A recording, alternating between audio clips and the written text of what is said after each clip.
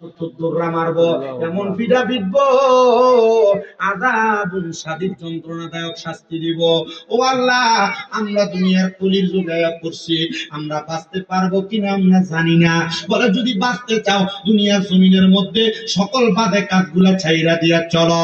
ওরে 500 রুটে পয়সা নষ্ট, যুবক নষ্ট মদে, কুসমাজে গ্যারাম নষ্ট, খাদক নষ্ট সুদে, আরে টাউনে গুইরা ছাত্র নষ্ট, কিটা নষ্ট ফুল,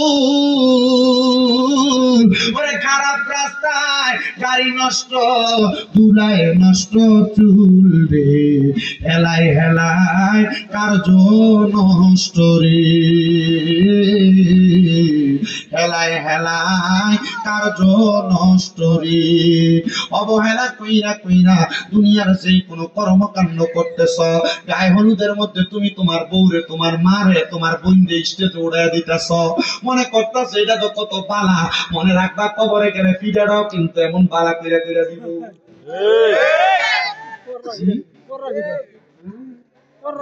গান বাজনা করতে দেরি করো না, তোমার বোনের হুন্ডার পিছনে লয়ে লয়ে ঘুরো, বউরে হুন্ডার পিছনে লয়ে লয়ে ঘুরো, কবরে গেলে মার কিন্তু কম দিত না, কবরে মারতে কুশা মারবো। আল্লাহ যেন এমন বাজে কাজ থেকে আমরা হেফাজত করে, জোরে কোনে আমি।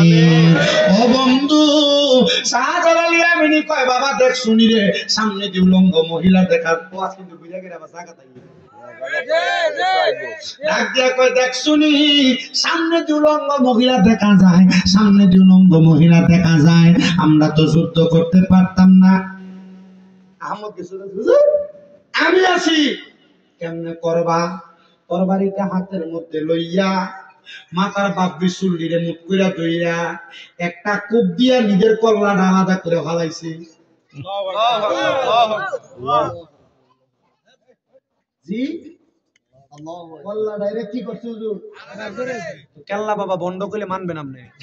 দেখেন এরপরে আপনি আরো মানতেন না, কেমনে মানবেন না? দেখেন গর্দানটা আলাদা কইরা 40 জন মহিলা উলঙ্গ সামনে আছে, আর গেছু দাঁড়াত কেল্লা শহীদের কল্লা নাই, কাটা কল্লাটা সুরমা নদীতে পড়ছে, আর কেল্লা শহীদের হাতের তরবারি নিয়া একটা একটা কূপ দিয়া দিয়া ওই 10টা মহিলার শহীদ একবারে দুনিয়া থেকে বিদায় করে দিছে।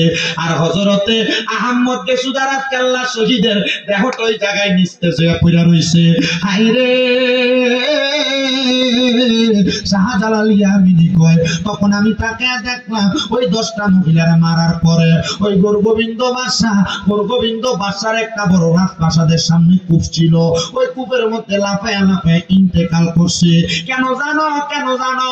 কারণ তারা চিন্তা করছে যে তো কল্লা ছাড়া দেহ দিয়া 10টা উলঙ্গ মহিলারা কোবায়া কোবায়া মারতে পারছে, তার মানে এদের হাত থেকে বাঁচা যাবে না, কারণ এরা শরীরের মধ্যে গায়ের কোনো জোর নাই, বল নাই, শক্তি নাই, এরা শরীরের মধ্যে আমার আল্লাহর প্রদত্ত ঈমানের শক্তি আছে।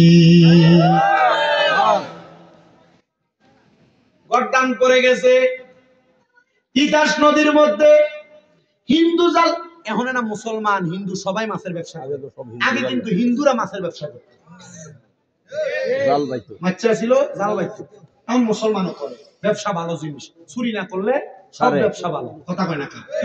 চুরি না করলে অবৈধ হারাম ব্যবসা না হইলে সব ব্যবসা ভালো। তবে কখনো ওজনে কম দিয়া মানুষের হক মেরে দিয়া ব্যবসা করেন না। যুবক ভাই যারা আছেন, যদি উন্নতি করতে চান কখনো মিথ্যা বলে ইনকাম করেন না, কখনো হারাম ওজনে কম দিয়া ব্যবসা করেন না। কেন? দেখবেন আপনি লাখ টাকা কামাই করবেন, হারাম আরাম না। ডাক্তারের কাছে গেছেন, এক গুতা দিছে, শেষ। কথা কন না কা? আর আমার 11 দিন জ্বর ছিল, নাফা ট্যাবলেট খাইছি, শেষ। কথা দি কয় না জোরে? হারামে আরাম, এটা জোরে কয় না।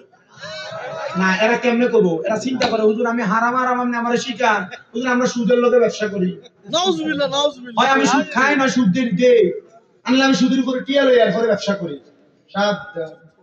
আমরা সমাজের মানুষের সুদ কুটির ধরে নিয়ে মসজিদের সভাপতি বানাই, আমরা সমাজের মানুষে এই সুদকুর আর ঘুষকুটির ধরে নিয়ে মসজিদের সেক্রেটারি বানা, এলাকার হকদারি আর মাতাব্বরির দায়িত্ব ঠিক আছে নি? কি তার সুদ করে দি সভাপতি দিলি কমা সাত ডালের সময় সব দিন হট দিছে বেড়া।